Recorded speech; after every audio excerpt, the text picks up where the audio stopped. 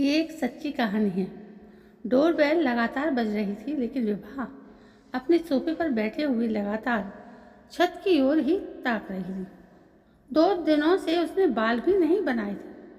Black T पीने को मन नहीं था।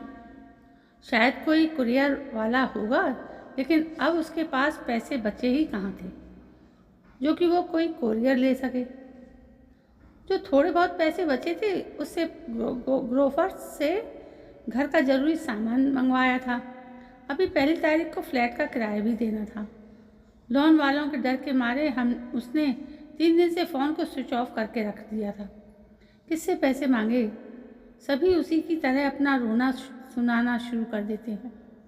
जाने क्यों आज विभा को मम्मी पापा की बहुत याद आ रही थी। एक समय तो ऐसा था कि उसे उनकी हर वक्त लेक्चर लग रही थी, हर बात लेक्चर लग रही थी, और आज वो उनकी कही हर बात में प्यार महसूस कर रही थी। 12वीं के फाइनल एग्ज़ाम में ही वो पढ़ाई की बजाय एक मॉडल बनने का सपना लिए फेयरवेल के समय में वो अपनी कौन सी ड्रेस पहनेगी ये सोच रही थी। इम्तहान की तैयारी के बजाय शहर में होने वाले फैशन शो के लिए अपनी एल्बम बनवाने के लिए वो मार्केट चली गई थी। उस पर स्टार बनने का जो जुनून सवार हुआ वो किसी तरह से कम होने का नाम ही नहीं ले रहा था। माता पिता दोनों समझा समझा कर हार गए थे और वो उनसे चिढ़कर हर दिन अधिकतर समय अपने दरवाजे को ही बंद करके बैठी रहती थी। हालांकि उसे अपनी माँ की डांट के बाद चिल्ला चिल्ला कर रोने की आवाज़ भी सुनाई देती थी, पर वो सब उसे मेलोड्रामा लगता था। आखिरकार उसकी कोशिशें रंग लाई और एक सीरियल के लिए उसे काम करने का मौका मिल गया। अपने आप को इस मुकाम तक लाने के लिए उसने कहाँ कहाँ समझौते नहीं किए। ये सब केवल उसके मन के सिवा कौन जानता था। आखिर में एक दिन वो जब विज्ञापन के लिए उसकी मम्मी ने उसकी पहनी हुई छोटी सी ड्रेस के लिए बहुत विरोध किया तो वो गुस्से में आकर घर छोड़कर चली आई। वैसे भी उसे अब छोटा मोटा काम तो मिल ही रहा था और अब उसका नाम इतना अनजाना भी नहीं रहा था।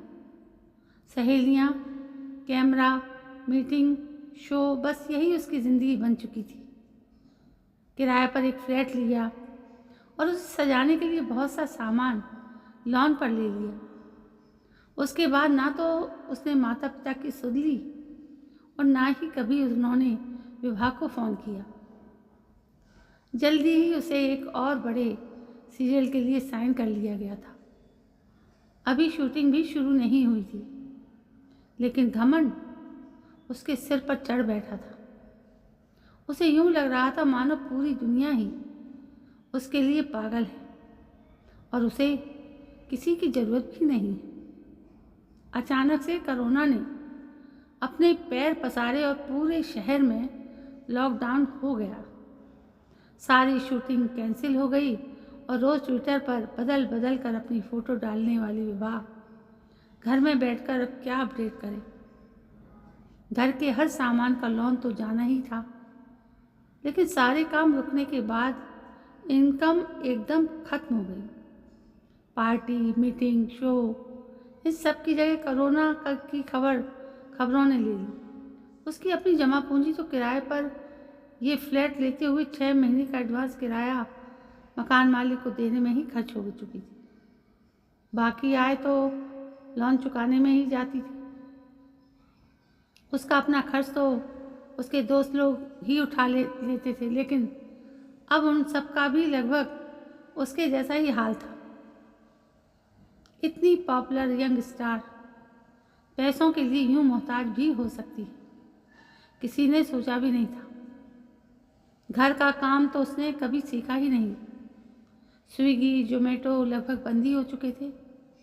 घर में कभी खाना बनाती, कभी नहीं। धीरे धीरे तो हाल ये हो गया कि कभी नहाती और कभी नहीं।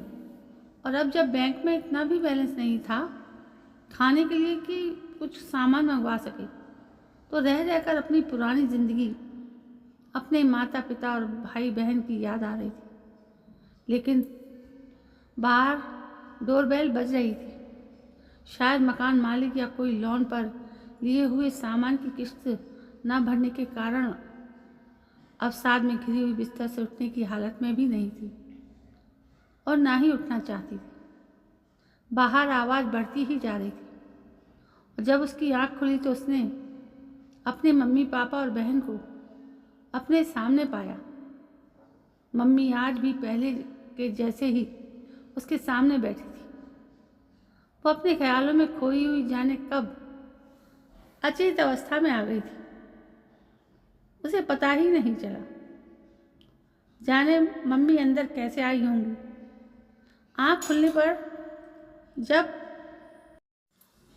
खुद को अपनी मम्मी की गोदी में पाया तो अनायास ही उसके मुंह से निकला, सॉरी मम्मी, मैं बहुत बुरी हूँ ना, मैंने आपका कहना नहीं माना। अचानक से विभा की रुलाई फूट गई। नहीं बेटा, तो बिल्कुल भी बुरी नहीं है, प्यार करते हुए मम्मी बोली। ये तो सिर्फ समय की बात है जो आज लॉकडाउन के कारण तुमको झेलना पड़ रहा है। घबराओ मत, हम तुम्हारे साथ हैं। गलती सिर्फ तुम्हारी ही नहीं, हमारी भी थी।